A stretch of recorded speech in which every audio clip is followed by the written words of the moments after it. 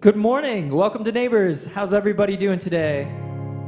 Good. It's nice to see you on this beautiful fall morning. Can't believe we're already coming up to Thanksgiving. I'm going to start with a song by Bill Withers today that if you know, feel free to sing along.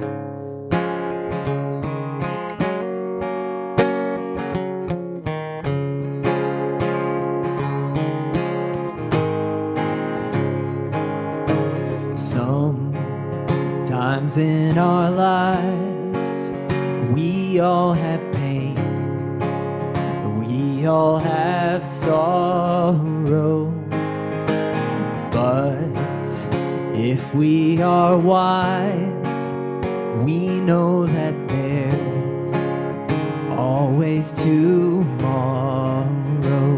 Lean on me when you're not strong, and I'll be your friend. I'll help you carry on, for it won't be long till I'm gonna need somebody to lean on. Please swallow your pride if I have things that you need to borrow, for no one can fill those of your needs if you don't let it know. If you call on me, brother, you need a hand. We all need somebody to lean on. I just might have a problem, but you understand. We all need somebody to lean on. If there is a load you cannot bear, that you can't carry, I'm right up the road, and I'll share your load. If you just call me, if you call on me, brother, you need a hand. We all need somebody to lean on. I just might have a problem, but you understand. We all need somebody to lean on. Call me if you need a friend. Call me, oh darling, call me. Call me. Wonderful. Thank you for singing along there.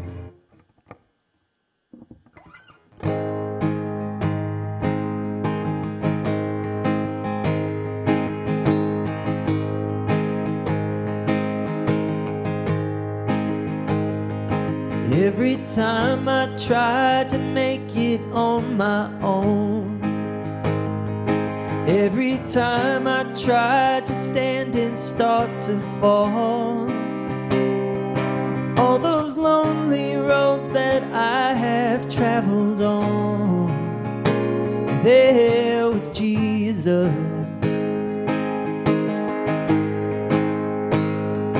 When the life I built came crashing to the ground,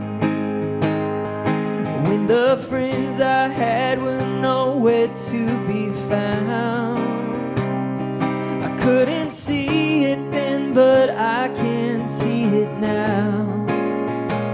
There was Jesus.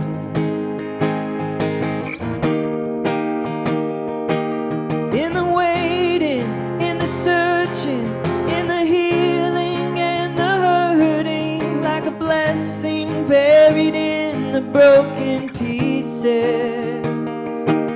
Where I'm going in it, every moment, where I've been and where I'm going, even when I didn't know it, I couldn't see it. There was Jesus. For this man who needs amazing kind of grace, for forgiveness at a price I couldn't pay. I'm not perfect, so I thank God every day. There's Jesus.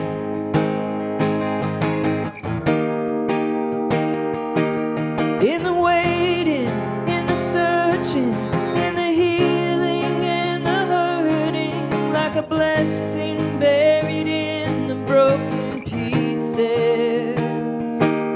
Every minute, every moment, where I've been and where I'm going, even when I didn't know it or couldn't see it, there was Jesus on the mountain, in the valley.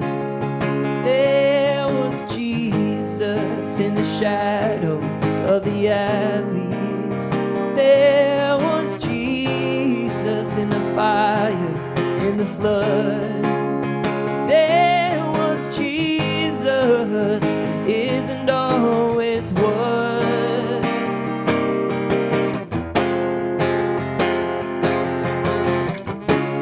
No, I never walk alone. You're always there.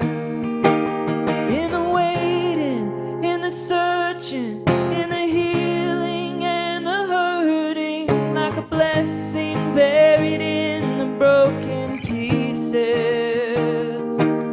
Every minute, every moment, where I've been and where I'm going, even when I didn't know it, I couldn't see it. There was Jesus. There was Jesus. There was Jesus. There was Jesus.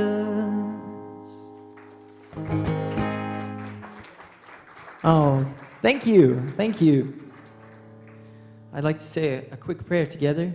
Dear Lord, thank you for bringing us together today to worship you. Thank you for the opportunity that we have every day to love ourselves, to love our neighbors, and to love you. Amen.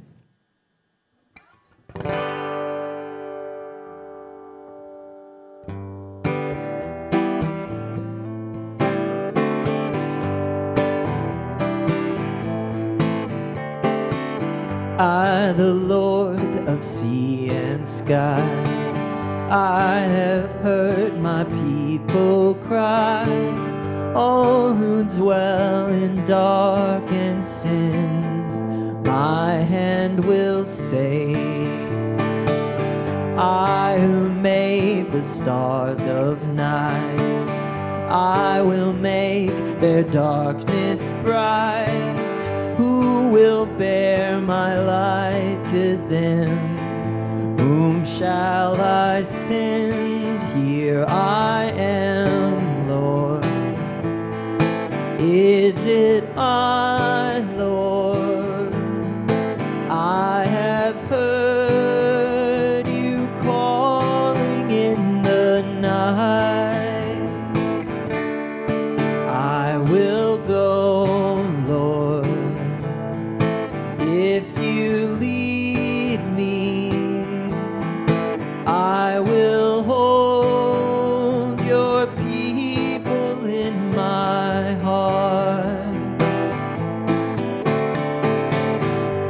I, the Lord of snow and rain, I have borne my people's pain. I have wept for love of them. They turn away. I will break their hearts of stone, give them hearts for love alone. I will speak my words to them. Whom shall I send? Here I am, Lord. Is it I, Lord? I have heard you calling in the night. I will go, Lord, if you lead me. I will hold your people in my heart. I, the Lord of wind and flame, I will send the poor and lame. I will set a feast for them. My hand will save. Finest bread I will provide. Tell their hearts be satisfied. I will give my life to them. Whom shall I send? Here I am, Lord. Is it I, Lord? I have heard you calling in the night. I will go, Lord, if you lead me. I will hold your people in my heart, your people in my heart, your people in my heart. Thank you. Hi, everyone. Good to see you guys. Thank you, Will. I love it when we go from like we have like modern hymn stuff, and you know what the kids are digging today, and then we have the more traditional hymns, and it's such a mix. And I couldn't help but notice, and I don't know if anybody else could see this, I'm at an angle where I can see like glare off of Will's guitar, and just at the base of it is a very tiny handprint, I'm guessing from a daughter right there. Yes. Isn't that wonderful? Oh my gosh, there is. Yes. I brought my guitar down yesterday after making pancakes. So those are syrup handprints.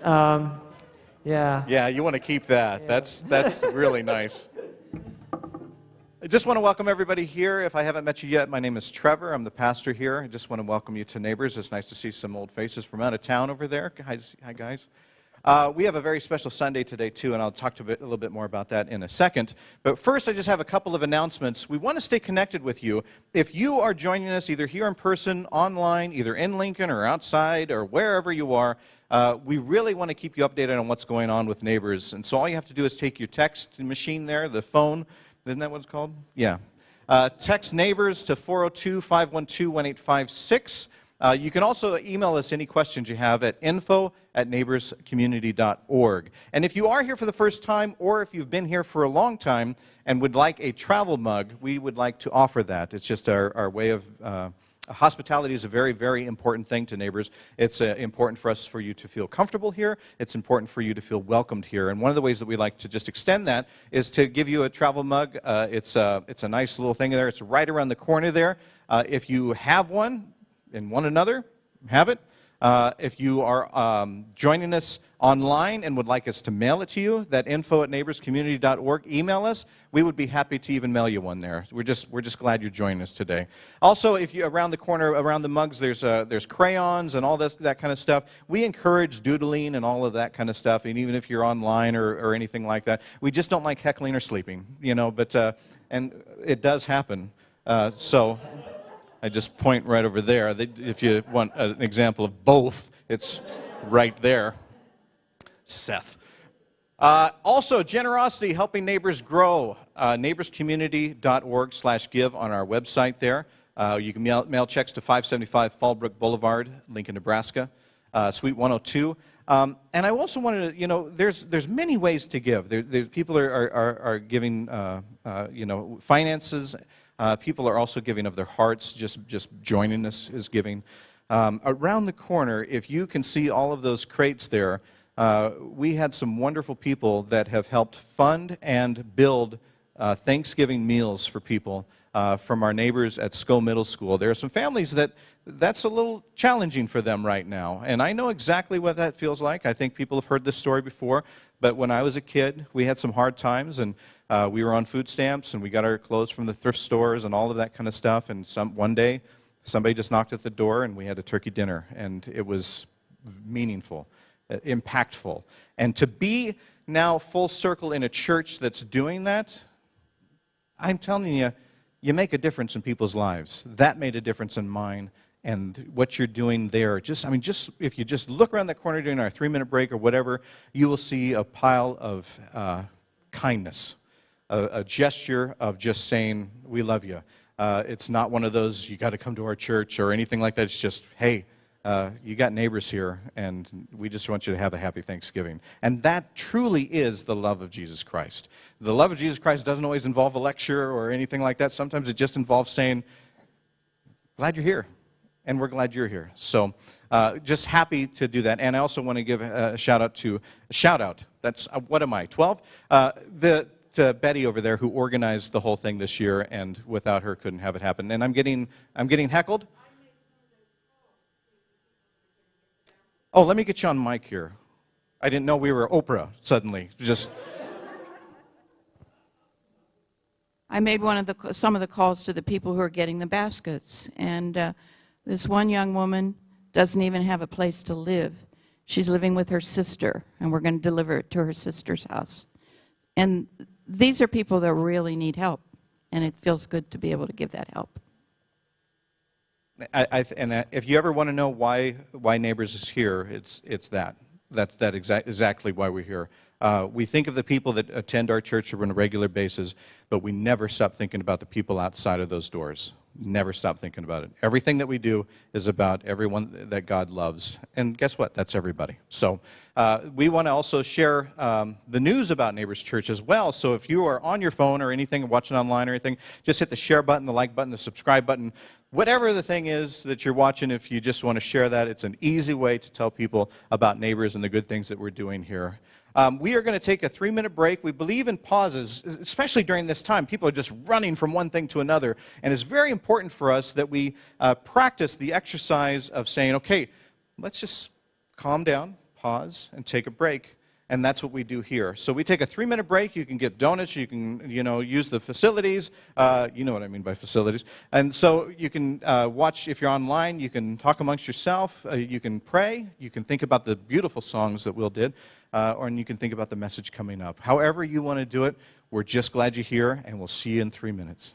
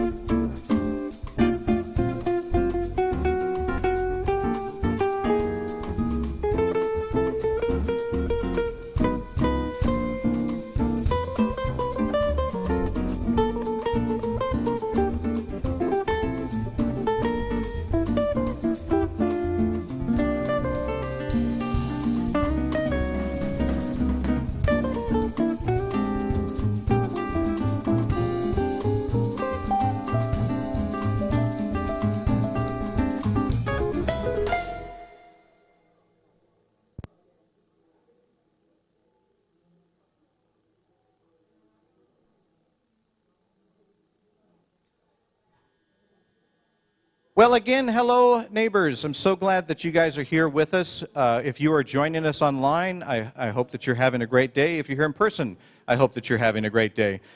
We are waiting for people to get their donuts and say hi to everybody. The 3-minute break is a wonderful thing here. People just love to connect. And the thing that's so wonderful about this church, too, is even when church ends, people stick around for a while, and they just love to talk to it. That's why we set up the church the way it is with tables and chairs and stuff, because we invite the conversation. Speaking of conversation, I'm really, really excited about this Sunday. I have, this is Jamie. And Jamie has been with this church for a couple of years now, right? Yeah, and it just hit me one day to ask Jamie if she would like to tell her story with us.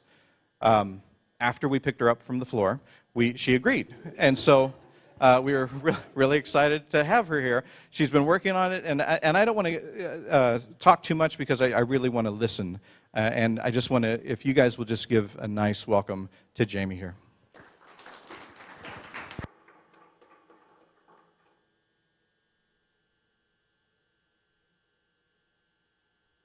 Morning, you guys. So when Trevor asked me to give a sermon, it freaked me out a little bit, so I knew I had to do it. He let me set the date, and I chose one like a few months down the road, thinking that would give me lots of time, but it came really fast. But I'm excited to be here to speak with all of you.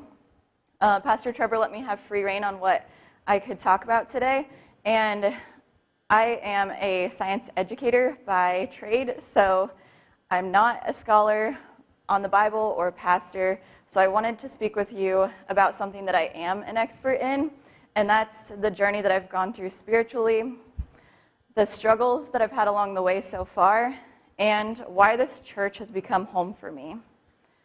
In writing my message, I took inspiration from this book right here. It's If the Church Were Christian by Philip Goley. Like some of you here today, I did grow up in church. I grew up at the United Methodist Church in Broken Bow. In elementary, I remember singing in the choir and completing the leaflet lesson every Sunday. In 6th grade, I went through confirmation. That day I was confirmed was really special to me, and I remember right before I went to sleep, I declared to my mom that this was the most important day of my life, second only to my wedding day. In 7th grade Sunday school, there were quite a few Sundays when I was the only one in class, so I had a lot of one-on-one time with my teacher.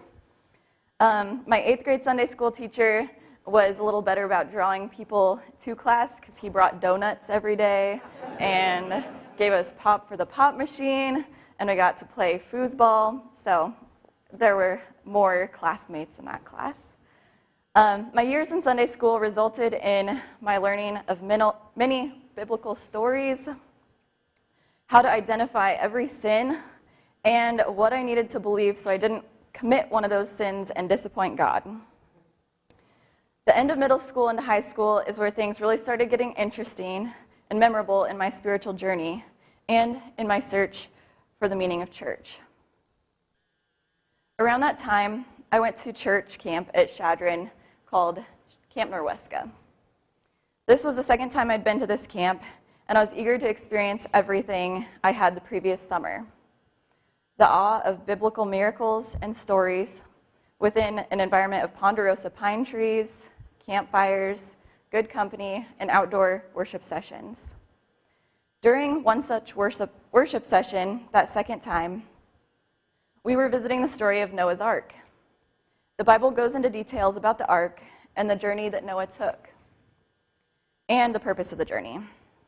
I don't remember the purpose of the lesson that we did, but I do remember an activity that we completed as part of the lesson. We were tasked with measuring out the ark and creating a sort of model of the ark to help us visualize the story. We were given a yardstick, and we counted off the yards according to the size in the Bible. Once I got to that size of the ark and looked at what this ark would have been like, I immediately had a new feeling that I'd never before remembered experiencing in the context of church. That feeling was doubt. I've always been fascinated with animals and had spent hours of childhood reading books about all the different types. When I looked at the size of this ark and thought about everything I knew about animals, I couldn't believe for 1 second that Noah had managed to wrangle every single type and a male and female of every single type onto this boat. For one, I don't know how he told the difference between male and female of frogs and turtles. I don't know how to tell those, and I was in wildlife biology in college. I don't know. How did he keep all the animals getting along with each other? How many animals did he have to bring as food for the bigger animals? These were all very confusing questions to me. And then there's a bigger, more important question with this story, and that was, why would God wipe out every other living thing with a giant flood because the sins of people had been so great? Why was he punishing the animals for the sins of humans? I could not reconcile that God with the God that wanted us to show love to our neighbors and to treat the earth kindly. This angry, vengeful God who couldn't forgive. If I couldn't believe this, what else was I going to find issue with? That day at camp, much of what I understood and accepted about my faith came into question, and a new chapter of my journey began. In the coming months after I'd returned home from camp, I continued experiencing doubt with increasing frequency during sermons, Sunday school, and my interactions with the Christian community at large. In Sunday school, I started answering questions not in the way that I felt connected with, but in a way that I believed my teacher wanted me to answer. Only occasionally did I stir the pot with a pointed question about something I had doubt about. I didn't feel that my church leaders at the time were going to be able to answer my questions in a way that wasn't some variation of, you just have to believe. That's what faith is about. So I kept quiet for the most part. There were just too many stories that didn't match up with the image that I had of God or the things that I understood about the world. My thoughts about what to believe did not live only at church. At school, my best friend Sarah and I started talking about church and our beliefs. While I had started questioning the meaning of many a story in the Bible, she was leaning deeper into the stories, and we spent many an hour deep in conversation and argument with each other. I didn't really know if anyone else felt the same way I did, filled with questions and doubts. And I was too in my own head to ask or to rock the boat. By luck or something stronger, I found a book in the pile on my mom's dresser that addressed many of the exact questions I was having. I brought it up to her, and she confessed that she wanted to see new insights into biblical stories, and that's why she had the book. Reading the book and talking to my mom, I felt excited and hopeful for the first time since the doubt had begun at camp. After reading a few chapters, I felt deeply convinced that I had found the right answers to my questions, the right factual beliefs. And so I set about trying to convince my friend Sarah. During school hours, our teachers probably thought we were a little weird.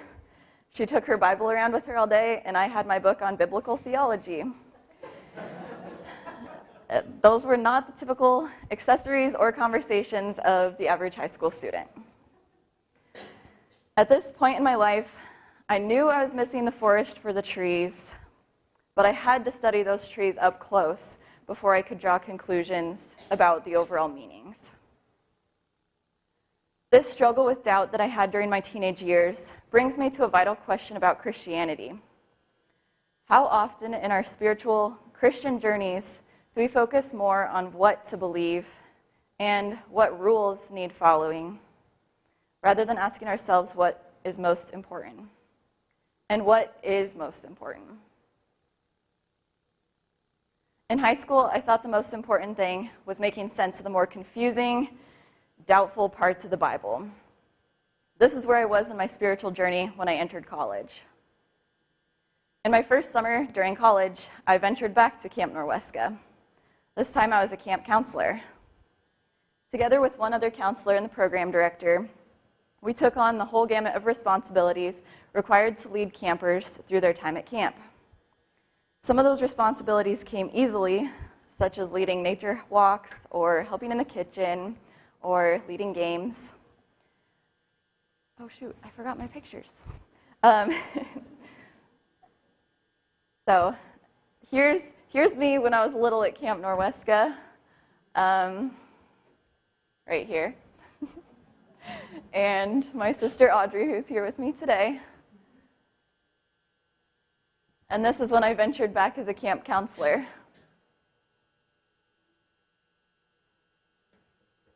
Now this part was what I was uncomfortable with, the leading worship part. Occasionally we'd have a pastor that would come in and take on this responsibility, but sometimes we didn't, so that responsibility fell on my shoulders. And I was so anxious that I would tell the kids there's something wrong, or that I'd plant a seed of doubt in their minds like I had experienced. Since then, I've come to understand that doubt can be a good thing in the long run, but it's always an uncomfortable thing. Thankfully, during my time at camp, I never had to lead a lesson on Noah. I am not a biblical scholar, and I do not know all the meanings of that story or of many things in the Bible, and I had trouble with that for a long time. But now I know that that's okay. I've come to the understanding that not all things found in the Bible showcase God's love, and not all things in the Bible tell us how we should live our lives. But I have found that Jesus' example teaches us a lot about how to live through love. So at Camp Norwesca, I led many lessons on the stories of Jesus. Jesus wasn't a rule follower above all else. He followed the rule if it made sense and it aligned with a way that he could show compassion to others or find justice for the weak and powerless. And there are many examples in the Bible where he did break the rules. He wasn't one who tried to fit in with social norms or hang out with the most popular people or try to get along with everyone. In one such story of the Bible, we looked to John chapter 5, and Jesus was on his way to a Jewish feast when he encountered a man who was blind and paralyzed. This man had been waiting for a long time to be healed beside the pool of Bethzatha. Jesus spoke to him, asking him if he wanted to be healed, and when he replied affirmatively, Jesus told him to pick up his bedroll and walk.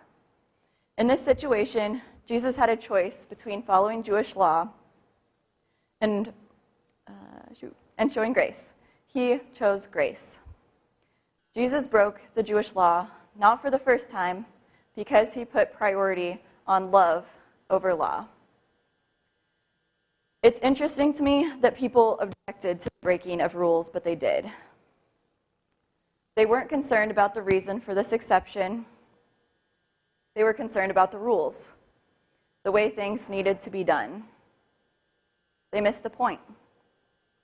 I love what Philip Goley says in his book. He says, the Christian life is an invitation to awareness, to be mindful of our right doings and wrongdoings, our deeper impulses and motives. Valuing gracious behavior over right belief begins with awareness, our willingness to temporarily suspend a good thing, doctrine or law, so that we can be faithful to a better thing, grace. Today, no doubt because of my finding this church and staying a while, my understanding of what's most important has evolved. The message here is so simple and so clear. We've heard it multiple times already today. Today, the most important thing is living in the way that continues the grace and love we've seen in the examples of Jesus and of people around us. When we loosen our white-knuckle grip on rules outlined in the Bible and on trying to believe the right things, something much richer is able to emerge. The Christian church has understandably gotten a bad reputation for upholding certain rules about marriage, race, sexuality, women, and more. that many Christians claim are biblically supported. But when we look at how Jesus lived his life, how can we possibly continue to believe that enforcing the rules is the most important thing? Especially when enforcing these rules impedes love. Reflecting on my journey has inspired me to think deeply about why I feel so overwhelmingly grateful for Neighbors Church. At Neighbors, I feel this deeper purpose of Christianity so clearly. It gives me so much hope because as I look around and see the kids in the audience, I really believe that they're getting to grow up in a church that has its priorities aligned with the priorities Jesus showed through his actions in life. The chief priority here is not believing the right things. It isn't learning all the right rules and policing others to follow these rules and excluding others because of these rules. The priority here is love, plain and simple. This hasn't been a church that just professes the message, but a community of people that live into that mission. I hope that the kids and the adults here feel comfortable asking hard questions when they're having doubts, but also that they understand and experience the most important reason we're here. I look around and see people from all walks of life, and I'm so thankful that Neighbors Church has brought us together. I hope everyone feels as welcome here as I have been. A 27th Street billboard is what drew me to Neighbors Church, but everything that this community offers has kept me here. I hope you experience the love here as I have. Thank you.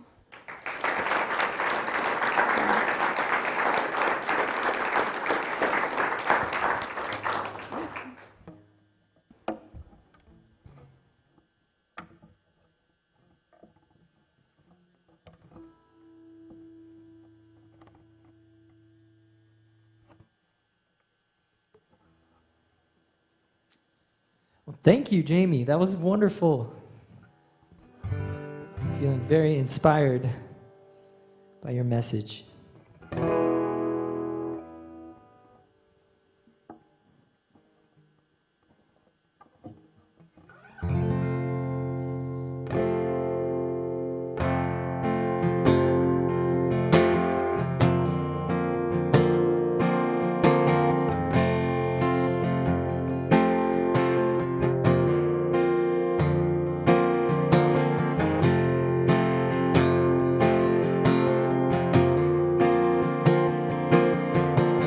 It's here where our pieces fall in place.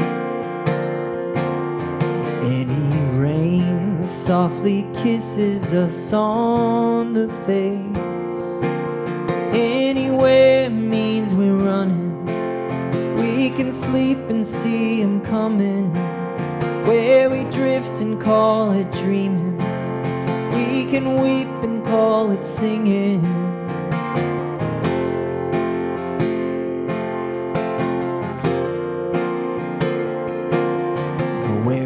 Pray when our hearts are strong enough. We can bow 'cause our music's warmer than blood. Where we see enough to follow. We can hear when we are hollow. Where we keep the light we're given. We can lose and call it living. Where the sun isn't only sinking fast. Every night knows how long it's supposed to last. Where the time of our lives is all we have. And we get a chance to say before we ease away. For all the love you left behind, you can have mine.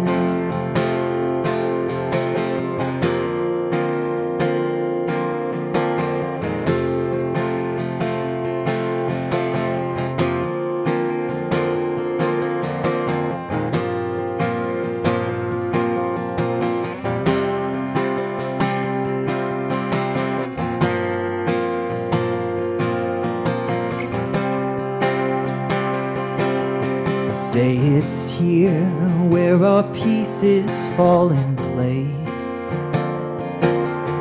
We can fear 'cause the feeling's fine to betray. Where our water isn't hidden, we can burn and be forgiven. Where our hands hurt from healing, we can laugh without a reason. Because the sun isn't only sinking fast, and every moon in our bodies makes shining glass. Where the time of our lives is all we have, and we get a chance to say, before we ease away, for all the love you've left behind, you can have mine.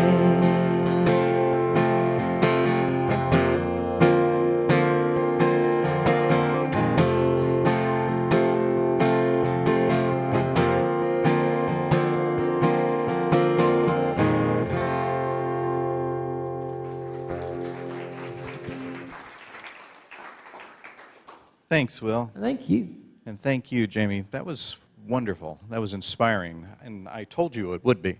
So I get points for that. Who in high school read theology? Which, show of hands?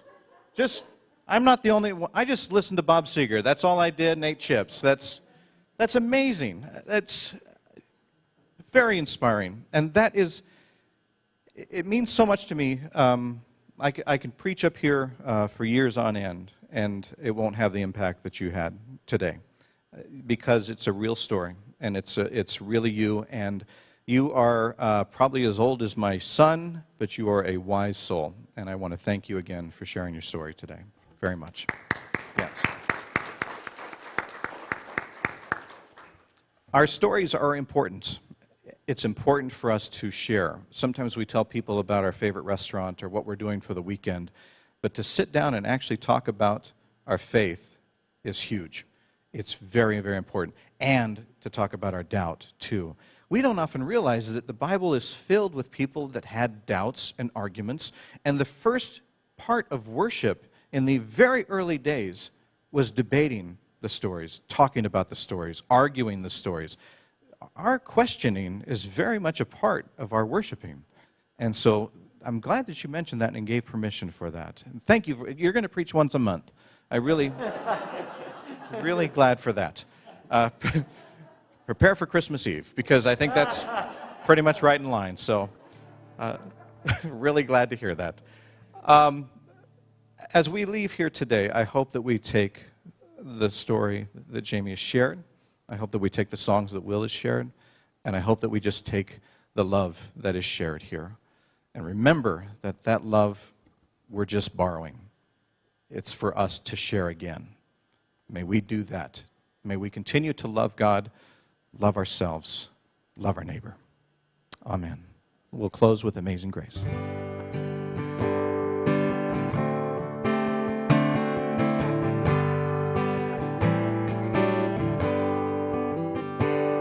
Amazing grace, how sweet the sound that saved a wretch like me.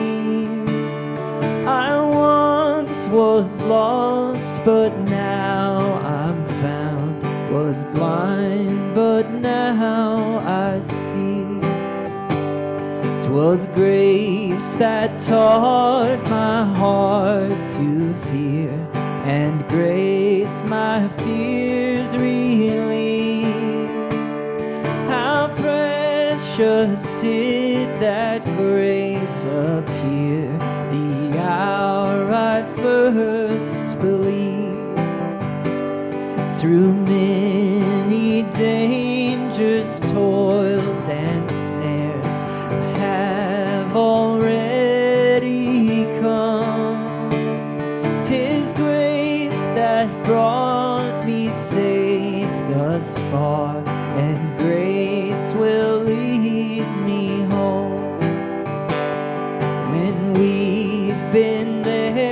10,000 years, bright shining as the sun. We've no less days to sing God's praise than when we'd first begun.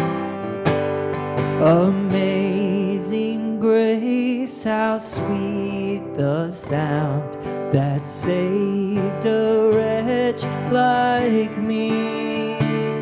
I once was lost, but now I'm found. Was blind, but now I see. Was blind, but now I see.